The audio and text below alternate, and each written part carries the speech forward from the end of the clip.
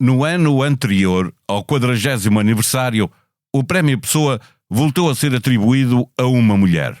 A 7ª apenas, em 39. É a primeira mulher escritora, a primeira autora de ficção.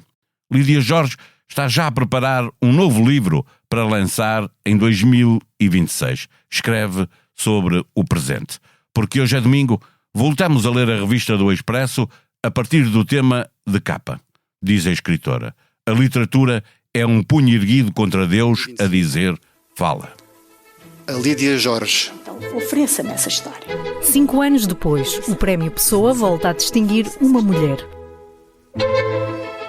Viva! Está com o Expresso da Manhã. Eu sou o Paulo Baldaia.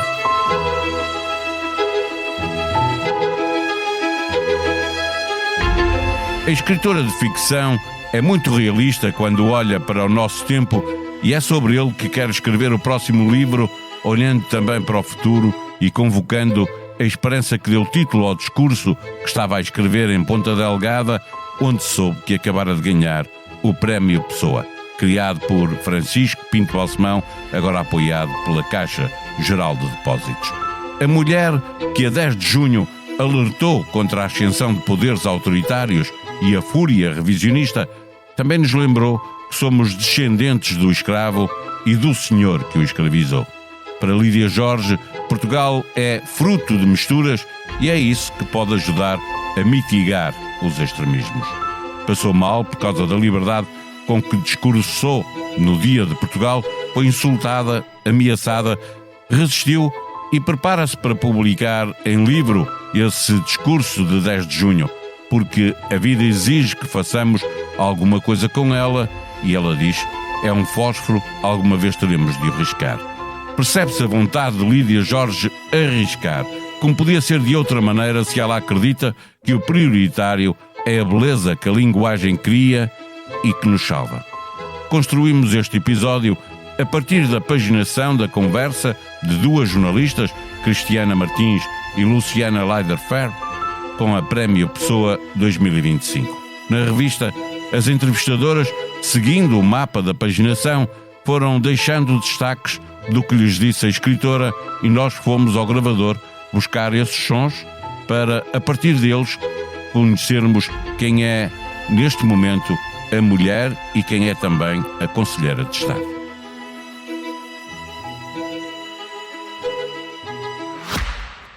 Não tens a sensação que o teu telemóvel ouve as tuas conversas? Sim, às vezes até parece que sabe o que vou jantar. Não se preocupe. A app Caixa Direta Empresas não ouve conversas, mas ouviu as empresas. As suas funcionalidades mais inovadoras são baseadas nas sugestões dos nossos clientes. Pagamentos com fotografia, pesquisa inteligente de movimentos e notificações em tempo real. Esta é a app desenhada com a experiência de quem a usa, feita para quem lidera.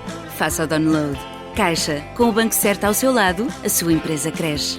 Caixa Geral de Depósitos S.A., registada junto do Banco de Portugal sob o número 35. As mulheres dão-nos uma sabedoria acumulada de ficarem na sombra,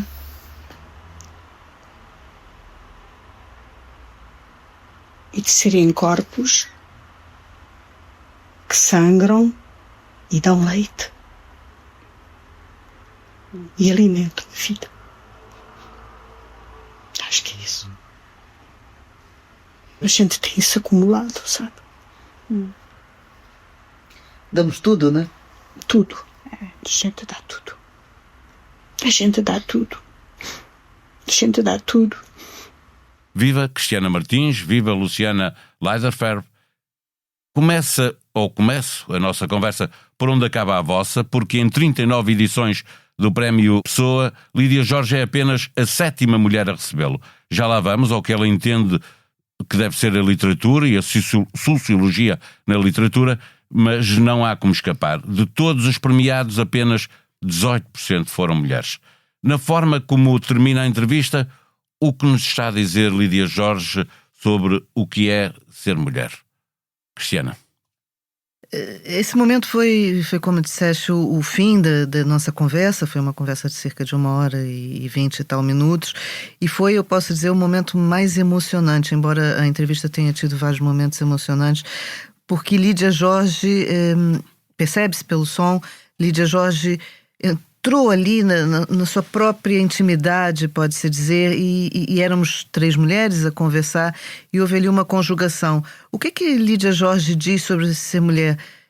Diz da generosidade da maternidade, da generosidade da maternidade, mesmo que não seja biológica, dessa generosidade das mulheres de darem a vida e de se darem pela vida.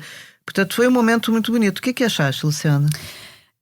Também achei que ela nesse momento se comoveu muito. Foi um momento de uma grande emoção na entrevista que coincidiu realmente com o final da conversa.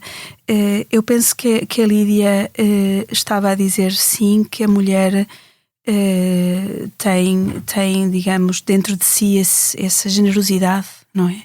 Mas também esse espírito de sacrifício, de se dar e nem sempre receber em troca. Ela depois a seguir diz que ela dá mesmo e se dá mesmo quando não admira o outro, ou que ela fala em mentir para fazer o bem, não é? Exato, mentir para fazer o bem. Ora, eu penso que ela nessa frase diz bastante sobre o que foi ser mulher talvez no seu tempo, não é? Ela atravessa um Portugal bastante diferente, cresce no Algarve, vem estudar para Lisboa e vive o 25 de Abril. Já adulta, não é? Adulta. E, portanto, e é mãe. Agora é mãe e avó. É mãe e avó, tem 2 filhos, um filho e uma filha, tem 2 netos, uma neta de 16 anos, um de 8 anos. E, portanto, ela sente que, de facto, também em algum momento se sacrificou. E eu penso que não há mulher que não se possa identificar com a ideia de que conciliar tudo isso, mesmo nos dias de hoje, é extremamente difícil. Eu espero que sirva de incentivo às raparigas jovens que aí estão a iniciar-se na literatura e que escrevem demasiada sociologia. Luciana, há uma ideia de que a literatura tem de nos conquistar pela maravilha da escrita, pelo que o escritor ou uma escritora são capazes de fazer com as palavras e menos pelas causas que abraçam? Eu penso... Sim, eu acho que a Lídia está aqui a passar uma mensagem, no fundo, a dizer atenção, porque a literatura é um ato criativo e tem que manter-se como invenção e não pode, e nenhuma das causas ou nenhuma das histórias que conta, por mais justas que sejam, deve ultrapassar o ato criativo. Não é a única que está a falar disto, há muitos grandes escritores a falar disto, tal como ela. Tivemos o Salman Rushdie há pouco tempo a falar disso, o Javier Marias uma vez falava, antes de morrer falava bastante disso e uma vez disse-nos a nós mesmos, ou seja, há uma necessidade hoje em dia de fiscalização do ato criativo em função, no fundo, dos valores da vida. E o ato criativo não pode não pode ser higienizado pela vida. Tem que valer por si próprio. E o que ela está a dizer, e fala às jovens escritoras, às mulheres, é que sim, podem falar de feminismo, podem falar de ser mãe solteira, podem falar das dificuldades de ser mulher. Está tudo sempre nos livros, não é? É a vida. É a vida, não é? Mas vocês têm que falar a partir, não de um ponto de vista sociológico de defesa dos valores, mas sim de um ponto de vista criativo e a partir do vosso interior, enquanto escritoras. A literatura é um punho erguido contra Deus a dizer: fala. Cristiana, a escritora de ficção, que está também a tentar compreender o mundo sobre o qual escreve, entende que a literatura deve buscar na metafísica a inspiração para explicar o mal do mundo que não encontra explicação no outro lado. Esse é outro dos momentos muito belos dessa conversa, Porque é tudo... Isto é o título, da entrevista, não é? E é uma entrevista que nos faz pensar, e mais do que nos faz pensar, quase que nos ilumina, porque não é uma mera conversa de café banal, ela ali nos confronta com momentos fundamentais da nossa própria identidade, da nossa colocação no mundo, né? Essa questão da metafísica, há ali um diálogo entre nós e Lídia Jorge sobre o próprio existencialismo, sobre a própria noção de se nós nos relacionamos com o outro ou através do outro. E há uma pergunta sobre se ela nunca teve a tentação da fé, e ela responde: eu não tenho outra que não a tentação da fé, mas a fé de chegar à transcendência através do outro. É uma escritora que o que ela diz pode não corresponder à imagem pública que ela passa. Isso eu acho muito importante, acho que a entrevista nos dá essa oportunidade, que é quando ela diz que é através da ficção e não através do ensaísmo que ela faz esse pensamento sobre a metafísica da vida, sobre a colocação do bem e do mal na nossa vida. Ela é política ao falar, mas ela escolhe como instrumento de colocação no mundo da sua mensagem a ficção, o contar a história a partir dos últimos. E eu acho que isso deve ser relevado nessa conversa. Não é uma conversa de percepção imediata. É uma conversa que exige de nós também a atenção para perceber o que ela quer dizer. Tem de ser lido com muita atenção. Luciana, está ali. A leitura desta entrevista obriga-nos a parar para pensar no que ela está a dizer. Não, sim, totalmente. Ela é muito profunda na entrevista e eu senti que ela estava com muita necessidade de dizer certas coisas, de esclarecer certos pontos e de afirmar, por exemplo, só para responder também à pergunta, que ela é uma escritora de histórias. Ela quer contar histórias. Ela, o ano passado, na entrevista que lhe fizemos para a revista, disse: eu não estou à procura da intertextualidade. Se acontece por acaso. Eu quero contar histórias. E ela diz que tem histórias na cabeça e que tem já uma história muito delineada, que só precisa de tempo para ser posta no papel. E, portanto, ela não quer fazer nem filosofia, nem poesia. Ela quer contar histórias. Eu nunca escrevi, quando era criança, histórias de fantasia, porque essas histórias da fantasia, as fantásticas, pareciam-me normais, eram comuns. Eu não precisava de trabalhar sobre elas. O que eu precisava, sim, era de olhar para dos adultos e alterar. Luciana, aqui estamos. Lídia Jorge, desde nova, lia livros para as mulheres adultas da família, isso obviamente que mexia com a cabeça de uma criança, que não querendo fantasiar, e ela diz isso, não ligava muito ou não queria escrever sobre fantasia, cedo começou a ficcionar a partir da realidade que conhecia, ou dos livros, ou do que via. Ela diz uma coisa muito bonita, que é que começou a escrever para inverter, no fundo, a realidade escura e tremenda dos livros dos adultos que absorvia por via desta leitura as mulheres da família. Estes livros deixavam-lhe uma ideia de que a vida adulta era horrível.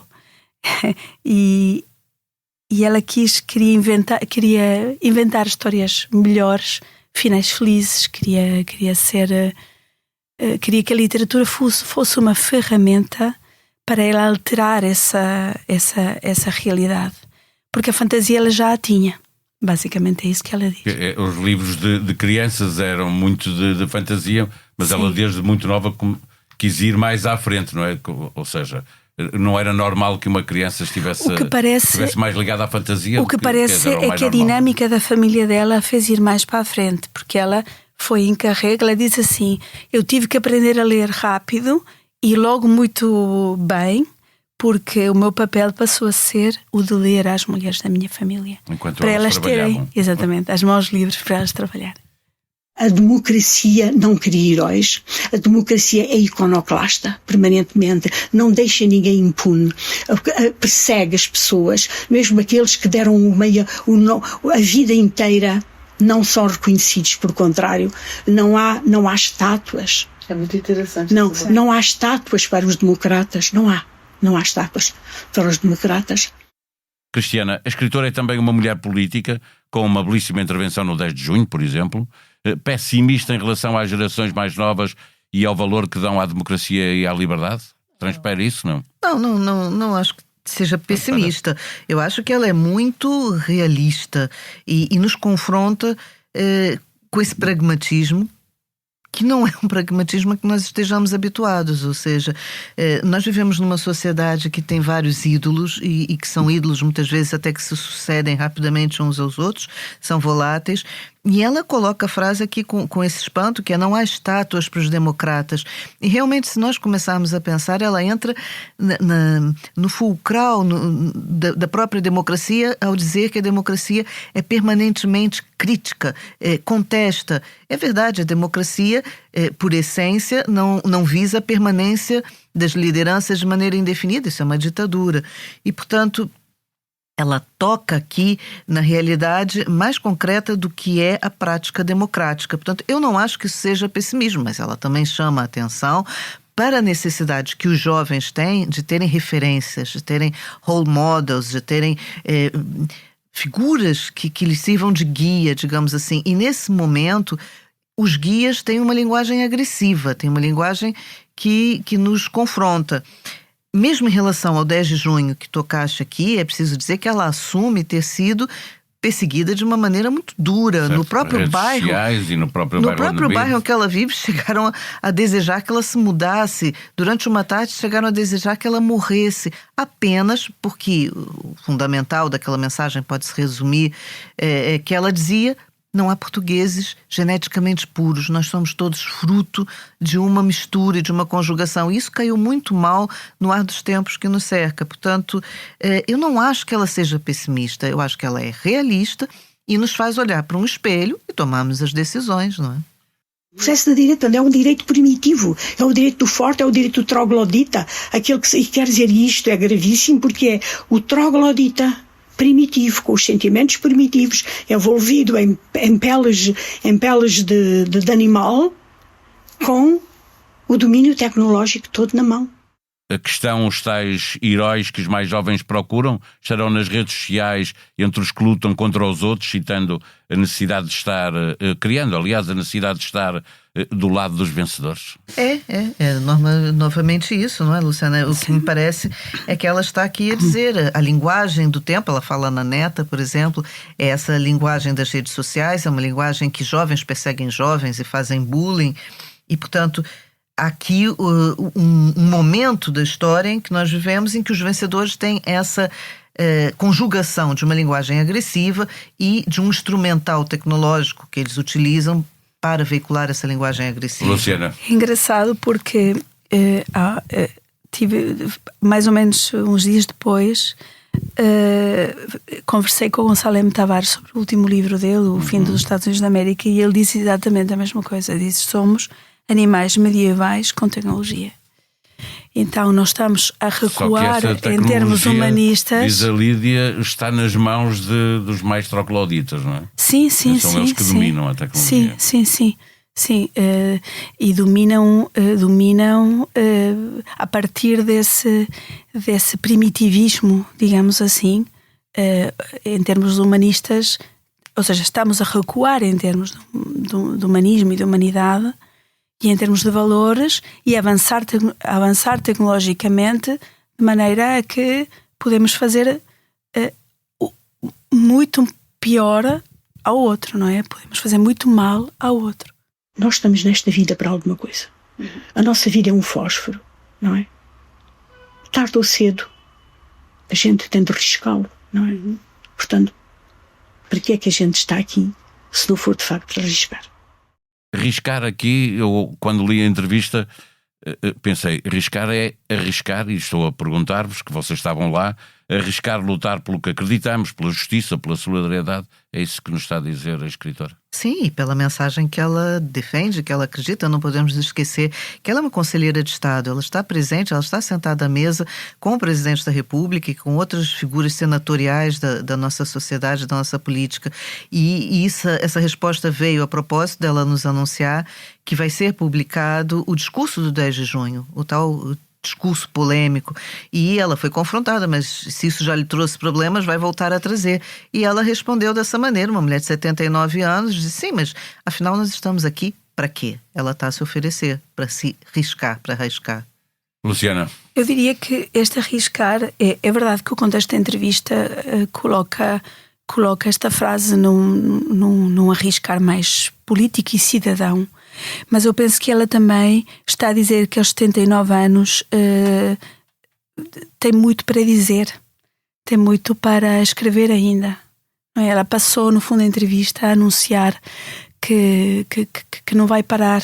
Em 2026 haverá um novo livro. E que haverá um novo livro e que já está escrito na cabeça dela e que é um livro onde ela vai deixar, como ela já tinha dito o ano passado, de fazer literatura a pensar no passado e que vai passar a fazer literatura a falar do presente. Então está a encontrar a forma de escrever sobre o presente, o que não é fácil.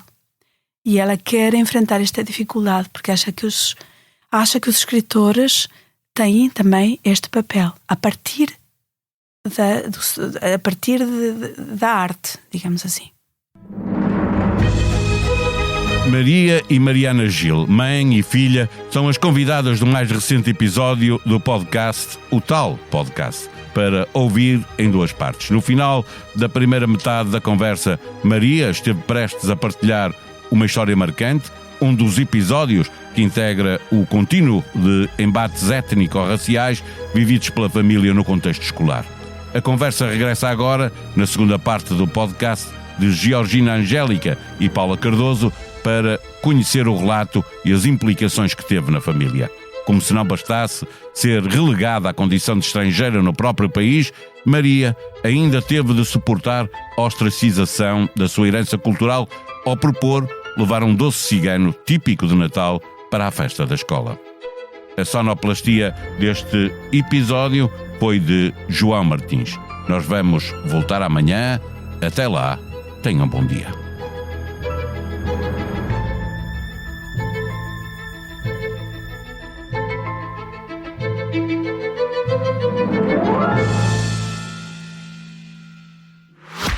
Não tens a sensação que o teu telemóvel ouve as tuas conversas? Sim, às vezes até parece que sabe o que vou jantar. Não se preocupe. A app Caixa Direta Empresas não ouve conversas, mas ouviu as empresas. As suas funcionalidades mais inovadoras são baseadas nas sugestões dos nossos clientes. Pagamentos com fotografia, pesquisa inteligente de movimentos e notificações em tempo real.